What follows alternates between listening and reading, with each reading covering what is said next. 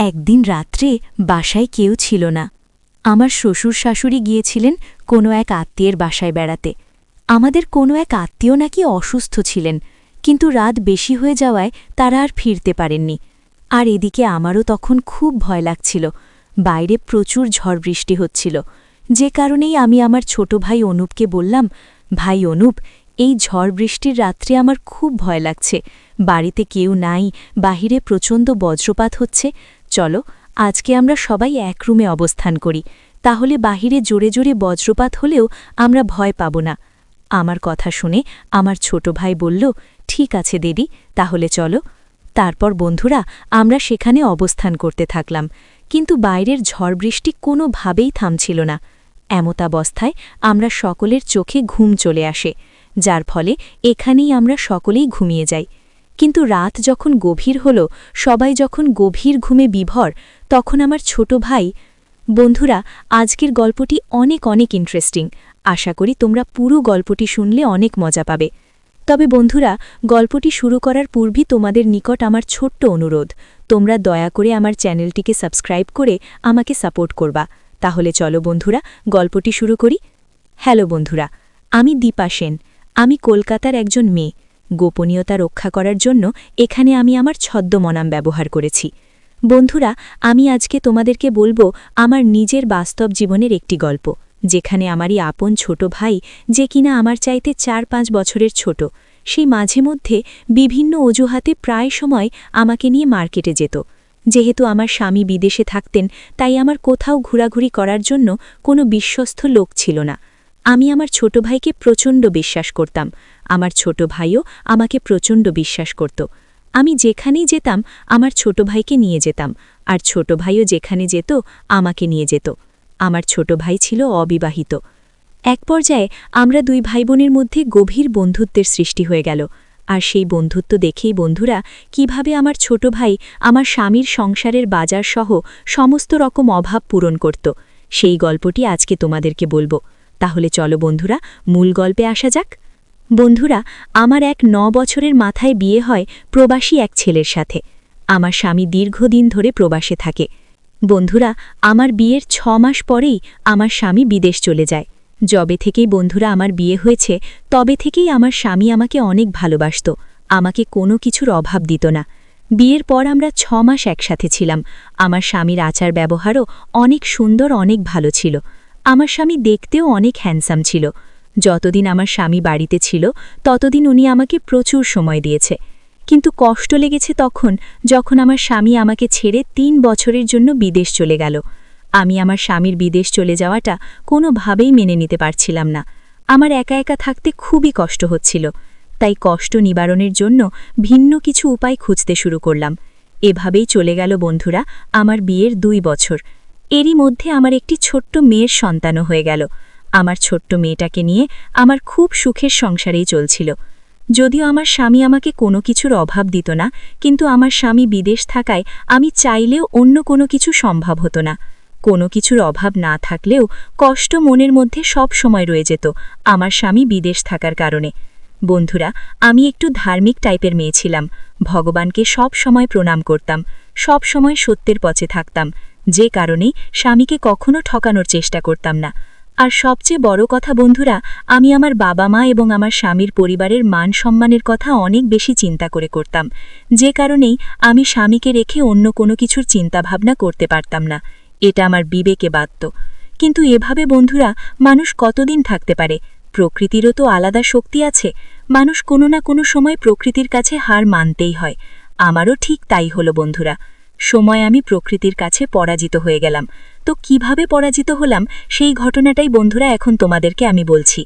বন্ধুরা, আমার একটি ছোট্ট ভাই ছিল, তার নাম ছিল অনুপ সেন, যে কিনা আমার চাইতে বয়সে ৪-৫ বছরের ছোট হবে। সে দেখতে অনেকটা কিউট ছেলে, অনেক স্মার্ট, অনেক হ্যান্ডসাম।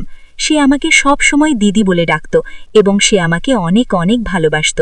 আসলে বন্ধুরা, ভাই বোনের ভালোবাসা যেরকম হয়। একদিন সে আমাদের বাড়িতে আমার ছোট্ট মেয়েটা চম্পাকে দেখার জন্য আমার স্বামীর বাড়িতে এলো।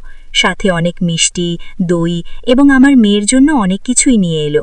আমার ছোট্ট মেয়েটাও তার মামাকে পেয়ে অনেক খুশি হয়েছিল, কারণ আমার ছোট্ট মেয়েটাও তার মামাকে অনেক ভালোবাসত। আমার ছোট ভাই বলল, দীপা দিদি, সারাদিন তো তোমাদের বাড়িতে বেড়ালাম, এবার আমি আমাদের বাড়িতে চলে যাই। আমি আমার ছোট ভাইকে বললাম, অনুপ ভাই, এ তো বড় বাড়িতে আমার একা একা থাকতে ভালো লাগে না। অনুপ ভাই, আমার আজকের রাতটা আমাদের বাড়িতে থেকে যাও না ভাই। আর ওদিকে বন্ধুরা, সেদিন আমার শ্বশুর শাশুড়িও বাসায় ছিলেন না। এত বড় বাড়িতে আমার একা একা থাকতে তখন খুব ভয় হচ্ছে। তাই আমি আমার ছোট ভাইকে অনেক অনুরোধ করলাম আজকের রাতটা আমাদের বাড়িতে থেকে যাওয়ার জন্য, কারণ রাতে চোর ডাকাত অনেক কিছুর ভয় থাকতে পারে। একা একা থাকার তো কোনো ভরসা নেই, যে কোনো সময় চোর ডাকাত এসে সব কিছু চুরি করে নিয়ে যেতে পারে। আমি আমার ছোট ভাইকে খুব ভালো করে বুঝালাম। অতঃপর সে রাতটা আমাদের বাড়িতে থাকতে রাজি হয়ে গেল। রাতে আমি, আমার মেয়ে এবং আমার ছোট্ট ভাই অনুপকে নিয়ে খাওয়া দাওয়া করলাম। খাওয়া দাওয়া করে তিনজন একসাথে খুব গল্প করলাম। আমি আমার বাবার বাড়ির সকলের কথা জিজ্ঞাসা করতে শুরু করলাম। হঠাৎ আমি আমার ছোট্ট ভাইয়ের দিকে তাকালাম। আমার মনে তখন অন্যরকম কৌতূহল চলছিল। হয়তো আমি আমার ছোট ভাইকে নিয়ে অন্য কিছু ভাবছিলাম। ঠিক এই মুহূর্তে আমার মাথাটা কেমন জানি ভন করে উঠে, আর তাৎক্ষণিকভাবেই আমি অজ্ঞান হয়ে গেলাম। আমি অজ্ঞান হয়ে যাওয়া দেখে আমার ছোট ভাই অনেক হতাশিত হয়ে গেল। খুব হতাশিত হয়ে আমার মাথায় পানি ঢালতে শুরু করল। তারপরেও আমার জ্ঞান ফিরছিল না। তাতে আমার ছোট ভাই আরও হতাশিত হয়ে গেল এবং এক পর্যায়ে আমার ছোট ভাই অ্যাম্বুলেন্সকে ফোন দিল। অ্যাম্বুলেন্সে করে এই রাতের বেলায় আমার ছোট ভাই আমাকে ডাক্তারের কাছে নিয়ে গেল। জরুরি বিভাগের ডাক্তার আমাকে খুব ভালো করে চেক করলেন এবং 2 দিনের জন্য আমাকে ভর্তি দিলেন। আমি 2 দিন যাবৎ হাসপাতালে ভর্তি ছিলাম। 2 দিন পর যখন হাসপাতাল থেকে আমাকে রিলিজ দিয়ে দিবে, তখন ডাক্তার সাহেব আমাকে ডেকে নিয়ে বললেন, আপনার স্বামী কি করেন? আমি বললাম, ডাক্তার সাহেব, আমার স্বামী বিদেশে থাকেন। তখন ডাক্তার সাহেব আমাকে বললেন, আপনার কি সমস্যা আপনি জানেন? আমি বললাম, না ডাক্তার সাহেব। তখন ডাক্তার সাহেব আমাকে বললেন, আপনাকে সমস্ত প্রকার পরীক্ষা করার পরেও আপনার শারীরিক কোনো সমস্যা আমরা খুঁজে পাই নাই। তবে হ্যাঁ, সমস্যা খুঁজে পেয়েছি, আর তা হলো আপনার মানসিক কিছু হালকা সমস্যা। আর এই সমস্যাটি হওয়ার সবচেয়ে বড় কারণ হলো একাকিত্ব। আপনি আপনার জীবনের বেশিরভাগ সময় একাকিত্বে কাটান, যে কারণেই আপনার এই সমস্যাটি হয়েছে। এই সমস্যাটি দূর করার জন্য আপনার প্রয়োজন একজন কথা বলার সঙ্গী, যে আপনাকে সব সময় হাসি খুশিভাবে রাখতে পারে।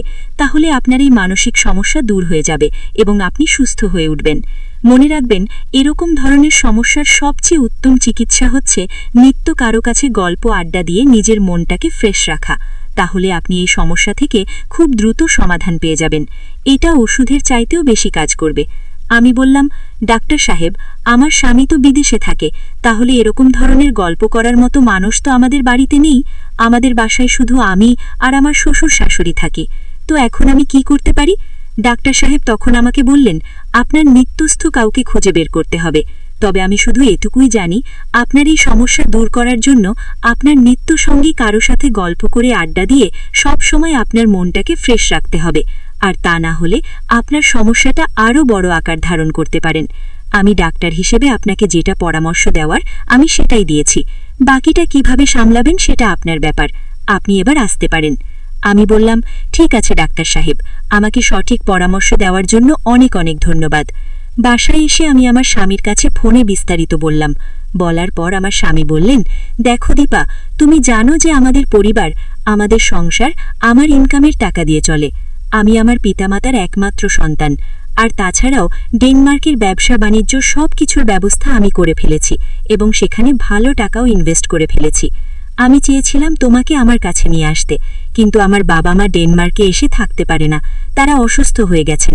আমি বাধ্য হয়েই তোমাকে আমার বাবা মায়ের কাছে রেখেছি। কারণ দীপা, তোমাকে আমি অনেক বিশ্বাস করি, তোমাকে আমি অনেক ভালোবাসি। তোমার প্রতি আমার শতভাগ ভরসা আছে যে আমার বাবা মা তোমার কাছে থাকলে আমার বাবা মা কোনোদিন কষ্ট পাবেন না, আর আমার বাবা মায়ের কোনো কিছুর অভাব তুমি কোনোদিন দিবে না। সেই বিশ্বাসটা আমার তোমার প্রতি শতভাগ আছে। যে কারণেই দীপা, আমার কষ্ট হওয়ার পরেও আমি আমার বাবা মায়ের কাছে তোমাকে রেখেছি। ঠিক আছে দীপা, তুমি কোনো চিন্তা করিও না।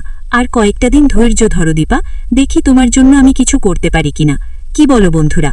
আমার স্বামী বিদেশে ব্যবসা বাণিজ্য নিয়ে ব্যস্ত, কিন্তু এদিকে ডাক্তার যে আমাকে বলেছে আমার অনেক সমস্যা, সেদিকে তার কোনো খেয়ালই নেই। এভাবে প্রায়ই চলে গেল 2 মাস। আমি খুব চিন্তিত হয়ে গেছিলাম। মনে মনে চিন্তা করছিলাম যে নিশ্চয়ই আমাকে এই একাকিত সময় পার করার জন্য কাউকে না কাউকে আমার খুঁজে নিতে হবে। কিন্তু পরিবারের মান সম্মানের কথা ভেবে আমি অন্য কোনো কিছুর চিন্তাভাবনা করতে গিয়েও খোঁজ খেয়ে যাই। অবশেষে বন্ধুরা, আমার সুস্থতার জন্য, আমি বেঁচে থাকার জন্য আমি আমার ছোট ভাইয়ের কাছে আমার সমস্যাটা শেয়ার করলাম এবং ছোট ভাইকে আমি বললাম, অনুপ ভাই, আমি খুব অসুস্থ। আমার মানসিক সমস্যা দূর করার জন্য ডাক্তার বলে দিয়েছে আমি একাকিত্ব সময় না কাটাই এবং আমি সব সময় কাউকে না কাউকে নিয়ে গল্প করতে এবং আড্ডা দিতে এবং সব সময় হাসি খুশি থেকে মনটাকে ফ্রেশ রাখতে। কিন্তু তুই তো জানিস ভাই, আমাদের বাসায় আমার শ্বশুর শাশুড়ি ছাড়া আর আমার ছোট্ট মেয়ে ছাড়া আর কেউ নাই। কারোর সাথে যে একটু গল্প করব, আড্ডা দেব, এরকম ধরনের কোনো মানুষ নাই। আর ডাক্তার বলেছে এই একাকিত্বের কারণেই আমার এই সমস্যাটা হয়েছে। প্লিজ ভাই, তুই আমাদের বাসায় চলে আয় না। আমি বাবা মাকে বলে দিব তুই আমাদের বাসায় এলে তুই যা চাবি আমি তাই দেব। তোকে ভালো ভালো খাবার দিব, তোকে পড়ালেখার খরচ দিব, তোকে নিয়ে মার্কেটে যাব, তোকে ভালো ভালো জামা কাপড় কিনে দেব। কি বলো বন্ধুরা? আমার ছোট ভাই তো তার বয়সে আর কত, এই মাত্র 1-4 বা 1-5 হবে, এখনো অবুঝ ছিলে। তাকে অনেক